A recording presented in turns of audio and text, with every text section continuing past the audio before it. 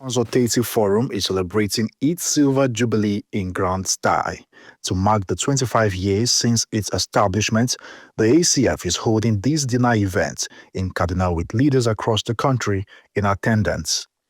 At a fireside chat with Arise Director of News, Somna Sambo, Aliko Dangote says Northern Nigeria's elites must take personal responsibility for the region's challenges.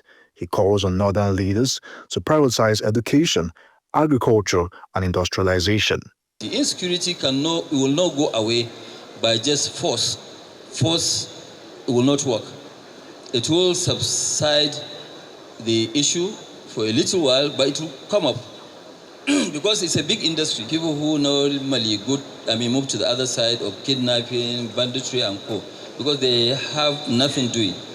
So if we concentrate on our own agriculture, we concentrate on the education first, agriculture, industry. By applying this will drive away all these vices away. They won't be there because, what attracts them is the lack of jobs. But when we create jobs, then the insecurity will go away. But you don't create jobs, it will keep multiplying year by year. We're only having these issues because we have not done the right things. All of us here that were here, including myself, were to be blamed of what is happening here. Dangote identifies decades of policy inconsistencies and chronic power shortages as major factors affecting the region, warning that the North risks deeper existential crisis unless its leaders urgently reset its development path to make it compete with other component parts of Nigeria. One is the inconsistencies of government policies. When it's like a it's like a scorer. You are now about to score a goal, they will warn you that no, the goal post is behind your back. So that is exactly what came out. The second was lack of electricity, lack of power. And these two are still existing. That's why when you look at it, in our business model, we don't connect any of our industry to the grid. The only two countries where we connect to national grid was South Africa and Ethiopia. And if you look at it really, there's no way you can have growth without electricity, no matter how you try. Growth without electricity will not happen.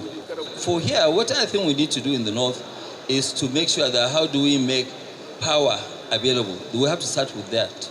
Then we have to get very good agricultural policy and industrial policy. With that, why should I go and invest anywhere? This home. Earlier in his remarks, former Vice President Atiku Abubakar warned about deliberate attempts to stir conflicts within the North, calling on leaders to rebuild unity and trust among its people. He wants leaders to prioritize peace. 65 years later, we should be thinking of how to make our diversity work for our development. We must muster both the courage and the political will to overcome the many obstacles to our unity, which we know of.